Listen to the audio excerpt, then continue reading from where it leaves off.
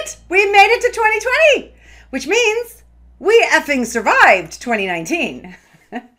Now, 2018 and 2019 were mostly cleaning up years where we prepared for the massive energy to come. So in 2020, we can look forward to even faster manifestations and more clarity. Of course, with the energy higher and faster than ever, we can also look forward to getting slapped faster and more thoroughly if we resist the energy of our own awesomeness or our power. Basically, we're about to be hit by a giant tidal wave of energy. This tsunami is coming, and there's really nothing anyone can do to avoid it. How we experience it, though, is entirely up to us. We can either stand against it and get crushed by the wave, or we can turn around and go with it, letting it pick us up while we surf that wave like a boss. Getting crushed won't be pleasant. Not deadly or anything, just a real bitch. Imagine trying to swim for your life against a massive current. It'll kind of feel like that. Surfing that wave, however, will be pure awesomeness. It means that things will be easier for us, come together faster, and there will be less obstacles to clear than ever. So what determines which option you line up with? Well, your intentions, your energy, and your willingness to accept who you really are in all your shining glory. So self-worth issues, playing small, and trying to force yourself to do things you really don't want to do will be less supported than ever. And if you continue to insist on holding on to these things, you'll square off with that wave. And then, wham! And you can insist on living like that. You have free choice. But if you'd like to begin reaping the rewards of lifetimes of hard work, if you'd like to surf that wave, dance with it, and enjoy yourself a whole lot more, you're going to have to make sure that you're facing the right way. And that's what today's video is all about. I've put together 7 steps and intentions to help you get aligned with the most awesome 2020 ever. Now, keep in mind when I say intentions, I don't mean that you should intend to do something, but then you never do it. As in, I intended to keep my cool, but then I lost it. Powerful intentions are doable or within your control. You can't intend to feel a certain way, for example, because you feel how you feel. A powerful intention is a decision, which you make to the best of your ability and then make over and over again. Each one of these intentions will help you have a smoother ride. If you can't do them all, that's okay. Just do what you can and let that momentum build. Now, this video is a little bit longer than most, but that's because I squeezed in a buttload of juicy, practical information. As you may have noticed, I don't really do surface teaching. We go deeper around here and give you the real nitty-gritty so that you can use that information to actually become more empowered instead of just learning a bit of nice-sounding theory. So, are you ready to find out how to align yourself with these awesome 2020? Here we go. Intention number 1. Don't take action too soon. We all love action. Delicious action, that is. We love it when action leads to results. We all adore the amazing feeling we get when we're in the flow, when action is successful. In other words, we all love inspired action. But you have to wait for that action to be inspired. Remember that action comes at the end of a progression of manifestation. I'll put a link to a video explaining this progression in more detail below the video, but here's a quick recap. Manifestations happen in 5 stages. Stage number 1, focus. Stage 2, emotions. Stage 3, thoughts, memories, and ideas. Stage 4, synchronicities. And stage 5, action and big manifestations. So if you're trying to change your reality using action, it's like trying to get healthy by putting vitamins in your poop. It's too late in the process. So when you're trying to make things happen by using action, it doesn't really work. The only reason people ever get any traction this way is because they believe that it'll work. So it does. A little. But that way of working doesn't even hold a candle to the leverage that you get by building a progression and allowing the action to be inspired. And inspired action feels completely different from the frustrating uphill battle that is trying to create change through action when your energy isn't aligned with the wanted result. The hustler's journey is going to be less and less supported as you're being challenged more and more to step into your power and let go of the pseudo results that you can achieve by working hard. So when you're tempted to take action, ask yourself these questions. Do you want to do this? Does it feel like fun?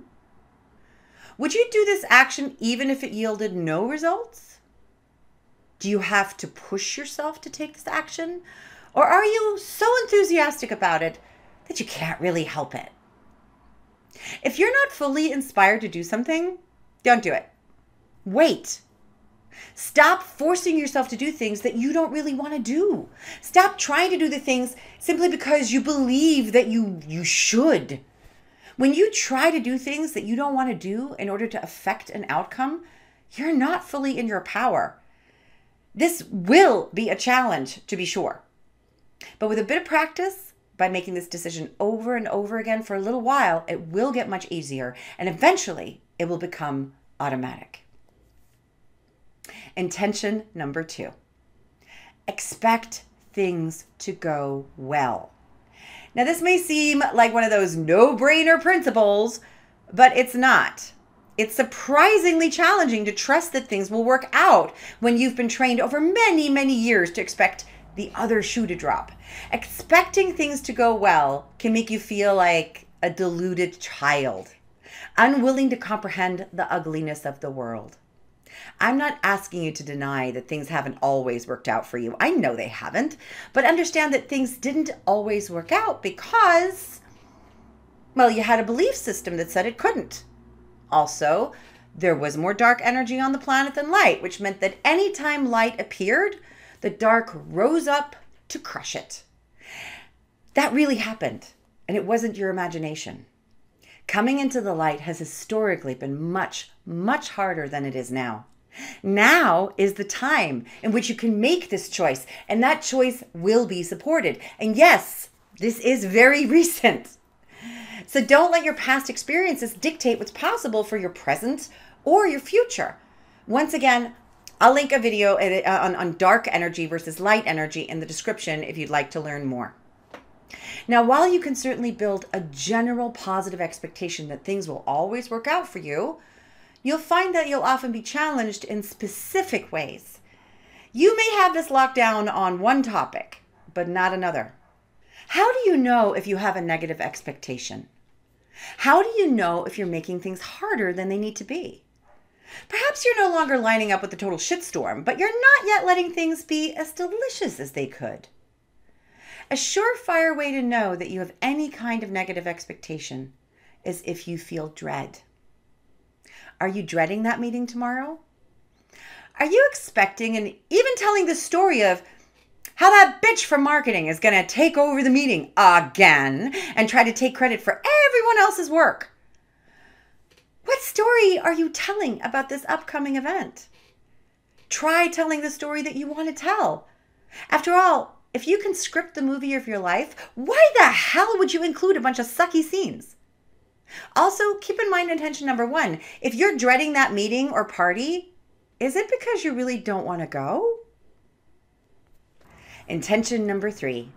Simplify, simplify, simplify. One of the most common issues that people in the Western world deal with today is overwhelm. Our issues are becoming more and more complex. There seems to be more and more to do, and we often not only can't see the forest for the trees, we forget there's a forest there at all. Overwhelm generally results from having a lack of priorities. When you're not clear on what you truly want, it's really hard, if not impossible, to find the way there.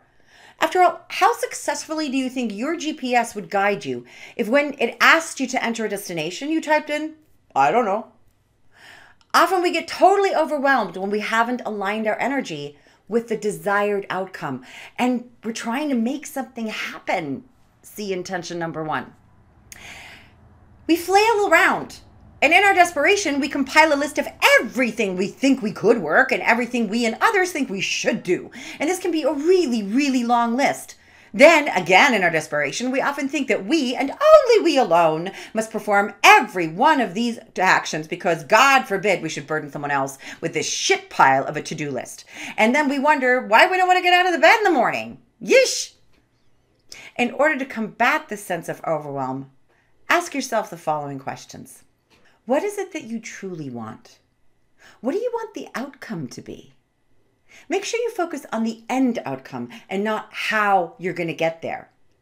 For example, you need to clean the house. Why? Because you want a clean house, damn it. But why do you want that? What is it that you really want? Perhaps you want to be allowed to sit down in peace for a few minutes. And you can't allow yourself to do that until the whole damn house is clean. Perhaps you're worried about what your mother-in-law who's coming over tomorrow will think. Or maybe you're resentful that your kids never help you clean, and you figure if you just do it, there can finally be harmony. But what you really want is for there just to be harmony. Once you find your end goal, go on to question number 2. Is this action you think you need to take really necessary to bring about this outcome? For example, can you actually control what your mother-in-law thinks? Why do you care? Are you actually not as unhappy with the condition of your house if you take her opinion out of the equation? Who's running your life? You or her? If what you want is to be able to sit down in peace for a minute, can you give yourself permission to do that without getting the house spotless first? If action is required, what's the least amount of action you need to take to bring about that outcome? Again, with the house cleaning example, let's say people are coming over this weekend. Do you really need to spring clean the whole place, or would a surface cleaning suffice? Maybe all you need to do is tidy a little, and that would do it. Are you working on the principle that if it's not perfect, then it's crap? Can you allow yourself to see the beauty of your home, even if you know the junk drawer that no one will see is a mess? How much unnecessary action are you heaping upon yourself, you slave driver, you? If you're still caught in the need to take some kind of action, which stems from your belief that what you want can't come about without your direct involvement, then that's okay. Shifting that belief takes some time and practice, and it doesn't happen all at once. So, no judgment. But if this is still you, then take as little action as you can and challenge yourself to feel good about the outcome anyway. Feel good about the imperfect yet perfectly acceptable home. Feel good about having fun with your kids, even if the dishes aren't done. Allow yourself to enjoy the hot bath, even if the garage is full of boxes. Simplify your life by no longer taking unnecessary action, and you'll be well on your way to one day no longer taking any action which isn't inspired by a delicious desire. If you'd like to learn more high vibrational time management tips, I'll put a link to one of my blog posts on that topic in the description. Intention number 4, allow your feelings, all of them. If you want to ensure that you're not going to have a rougher than necessary ride in 2020, you're going to need to accept and allow your emotions. Your emotions are your indicators of what you're doing with your energy. Are you stepping more into your power? You'll feel good. Are you accepting your powerlessness in some way? Then you'll have a negative emotional response, which can, if you validate it, show you exactly what you've been willing to accept and how you're doing that. Now, I've made a ton of videos on the specific meanings of emotions, and I've written many, many blog posts, which you can find on my site, melodyfletcher.com, because this is a massive topic. But in general, your emotions are a direct result of your energy in motion, emotion. If your energy is flowing freely, you feel good. When your energy is split or impeded in some way, when you're not pointing the full force of your powerful focus towards what you truly want, you won't feel so good. So your emotions are incredibly important and can no longer be ignored. Oh, you could try, but the pressure will build until the energy just busts out of you. It's a bit like trying to hold in a poo. It'll work for a while, but when it has to come out, it'll come out. Even if you're wearing white jeans and giving a presentation to your entire board of directors. You don't have to let it get to that point though. Pay attention to how you feel, even if those feelings don't make much sense to you at first. Acknowledge the feeling and don't judge yourself for it. These feelings won't be comfortable, but you'll be amazed at the relief you'll feel just by being willing to finally allow sadness, anger, grief, or frustration. Negative emotions are not your enemy. They are not to be suppressed. That just makes them worse. All emotions are messengers, and it's time we heard them. Now, the subject of emotions and how to use them as valuable feedback to become much more empowered is way too vast for me to cover in a blog post. But if you'd like to learn more about that topic, then stay to the end of the video where I'll give you some information on how you can access that kind of education. Intention number 5. Take the leap already. The first intention we talked about today was all about taking inspired action. This doesn't just mean that you shouldn't do what you don't want to do, but also that you actually do what you do want to do. When you expect things to go well, which was intention number 2, you'll begin to manifest positive, delicious, and awesome opportunities. Now, you might think that all of these opportunities will feel only delicious. Unfortunately, that's rarely the case. Usually they feel amazing, and then, often within a couple of seconds, we dissolve into fear. Yes, we want this thing! Oh my God, what if it doesn't work out? Okay, in this example, we're not really 100% positively expectant, but who the hell is? We're talking about real life here, not some ideal of perfection. There's a difference between something feeling terrifying, in which case you should not take action on it at this time, and something feeling really great, but also scary. Consider the difference between jumping into an industrial-sized blender and bungee jumping. One will definitely kill you, so your terror is absolutely logical. The other feels exciting, but also scary. You want to do it, but you're also nervous. Now, if the idea of bungee jumping feels like death to you, then feel free to choose a different example. Maybe going on that date with the hottie from the supermarket feels delicious, but also scary. When something feels like this, take the leap. Take advantage of the positive opportunities that present themselves to you. The more you do this, the bigger the opportunities will get. In other words, as your trust in the positive outcome grows, you'll attract larger, more impactful, but also potentially scarier opportunities. So no matter how far you progress, those opportunities will always, well, almost always, be just a little bit scary.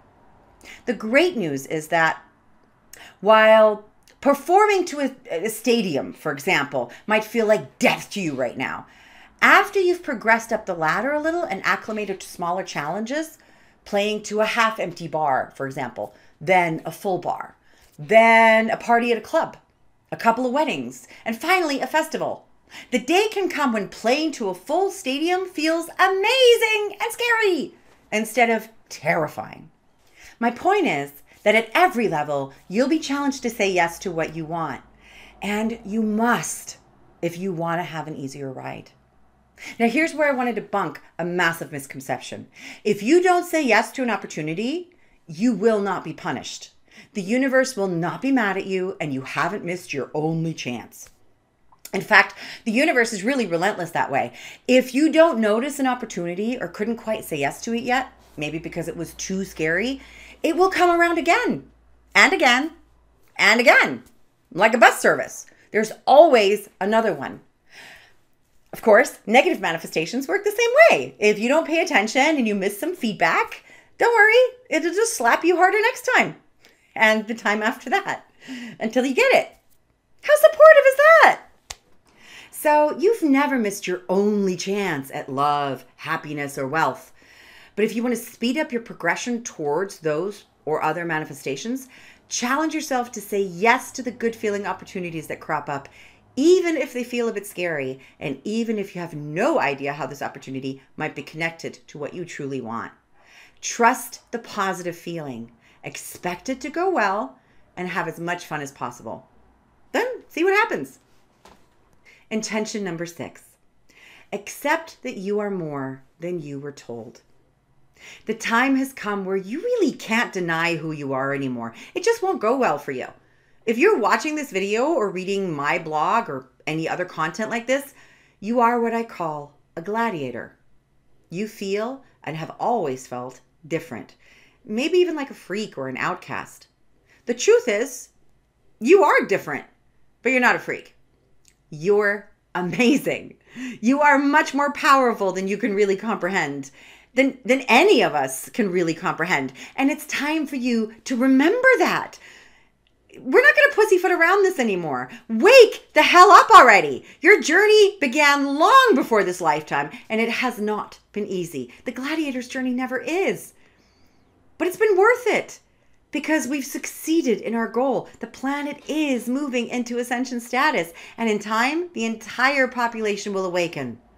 Gladiators have the harder, but also more rewarding task of waking up first. That's why you're reading or watching this. That's why you've always had this drive, this inkling that there was more, and often a deep sense of dissatisfaction with how the world was run. It probably never really made any sense to you. Now, instead of trying to explain to you what a gladiator is and what that means for you and making this video even longer, I've created a video course for you called The Spiritual Gladiator. And the great news is that right now, the whole course is free on my website, melodyfletcher.com, or you can find the link in the description below. If you're ready to stop fighting the transition you are so clearly in, go watch that course and find out who you really are, what you're doing here, and what you're truly capable of. And that leads me to my last intention, which is play more. As you may have noticed, all the intentions we discussed today help to point you away from what you don't want and what doesn't feel good, and towards what you do want and what does feel good. And nothing feels better than playing. As adults, we so often refuse to give ourselves permission to play. We have to be responsible first, which usually means we have to do all the stuff that we don't want to do before we can do a little bit of what we do want to do. Never mind that our to-do list is usually so long that we never get it all done, so we never really get to play. And if we do manage to carve out a little bit of time for ourselves, we're often so exhausted that all we can do is recover. And while recovery is a good thing, it's not even close to the same as play. So play is surprisingly difficult for many of us. Most of us don't even know how to play anymore. Going to the gym and torturing yourself so you can be proud of having made it through another exercise session, that's not play. Neither is going to a work function cocktail party, which you don't really want to go to. And as I already mentioned, recovering from exhaustion, albeit necessary, is also not play. Play is anything you do which feels really good to you, which you're doing for the sheer fun of it, rather than what it will lead to. Outcome-based actions are usually not play unless you've already dialed in the other 6 intentions, in which case the action and outcome are aligned, and it feels so delicious that you'd still take the action even if no outcome was tied to it. We tend to think of action as being in one of 2 categories. One is productive and the other is play, and no action can be in both categories. Productivity equals hard work after all, so anything that isn't hard work or even, God forbid, feels good couldn't possibly be productive, right? Nope. When you take the time to line up your energy with what you want, wait for inspired action, expect a positive, delicious journey and outcome, simplify the journey so you never do more than necessary and only do that which you actually want to do. When you pay attention to and allow your emotional feedback, say yes to positive opportunities, even when scary. Accept that this journey is bigger than you, that you're a very important, awesome part of it. And we're only beginning to scratch the surface of the awesome possibilities to come. When you do all of these things, you open up your ability to truly play. When you trust that you will get what you want without trying to make it happen, for example, you automatically give yourself more permission to play, and vice versa. If you only expect a negative outcome, you'll never relax enough to play, and vice versa. Getting rid of overwhelm makes more room to play, while overwhelm itself makes play impossible. If you know these things, you can foster more play deliberately and let that help you support you in the other 6 intentions or decisions.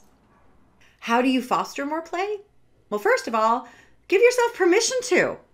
I know that the temptation is always to get the most horrible task on your list done first, so it's out of the way. But that just sets you up for misery from the start.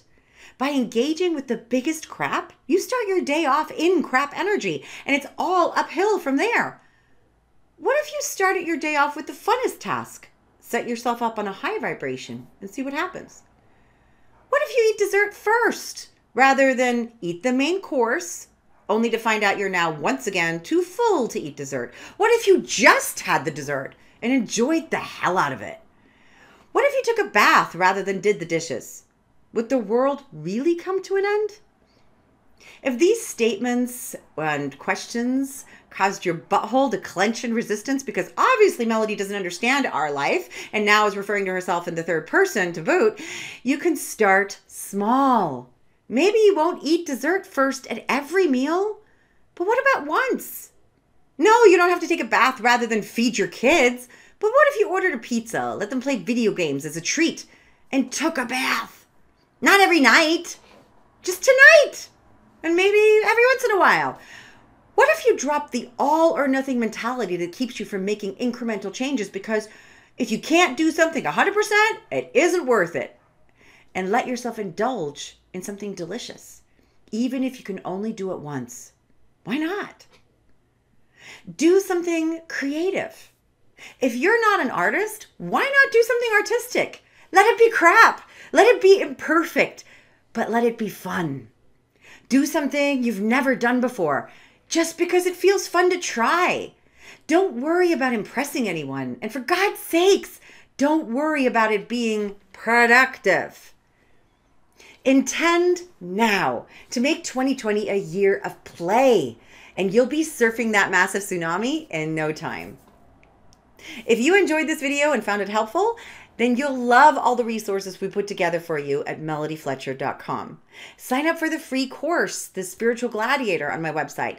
And you'll also get access to a whole host of tools that will help you remember who you are, what you're here for, and most importantly, how to wield your power. In other words, you're going to learn how to manifest whatever you want.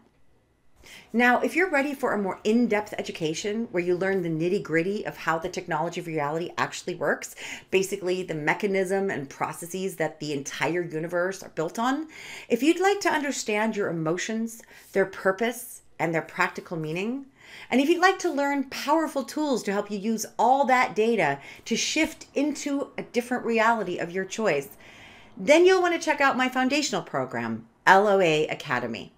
Now, enrollment is currently closed because we're in the middle of a class, but we just scheduled our 2020 classes, and the next enrollment for LOA Academy will open up again in April 2020.